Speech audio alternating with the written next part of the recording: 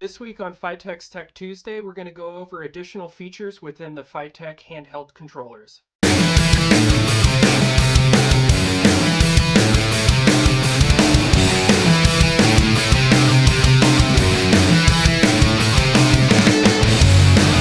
The FiTech handheld controllers come with all FiTech EFI systems. These controllers allow you to adjust the tune, set up your system, and change shift points in trans controllers or change your air-fuel ratios in the EFI systems. They are not required to be left plugged in, but here are some of the things that you can do with your handheld controller. The number one thing with the handheld controller is when you unplug them, the systems continue to run. They're not required to be left plugged in all the time, but if you're wanting to utilize some additional features of the handheld, you can plug them in, use one of the handheld dash mounts that come with the system, or use one of our premium dash mounts, and you can display large screen gauges on the handheld.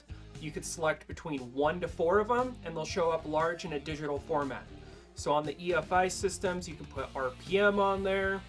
If you have a trans controller or an LS system, you can put speed on there, coolant temperatures, stuff that you can throw on there, air-fuel ratios. Whatever the system's seen, you can put on the large screen display. Just keep in mind that if you ever unplug the handheld, those saved presets will disappear and you'll have to go and turn them on again. Other things with the handheld is if you're going to store the vehicle for a long period of time, it may be smart to unplug the handheld. The handheld, when plugged in, draws a small amount of power, so even if you store the vehicle, the handheld will still be powered, still be drawing about 50 milliamps. So if you're leaving the car for a while, if you don't want to come back to a drained battery, just unplug the handheld. Other special features of the handheld is locking tunes.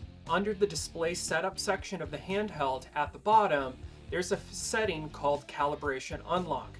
If this is enabled, it locks the tune within the handheld and in the computer, so any changes you make will never be stored.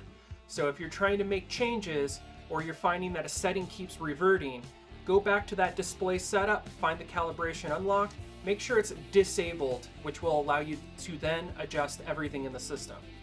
Other things in the display setup section that you may see is the hidden calibration menus like Pro Calibration.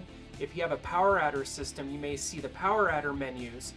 These menus are hidden initially but can be turned on, which allow you to access more tuning options through the handheld tuner. And the last thing that I kind of want to bring up with the physical side of the handheld is at the bottom, there is a little plug-in for a USB-C connection, and then there's the leading wire as well.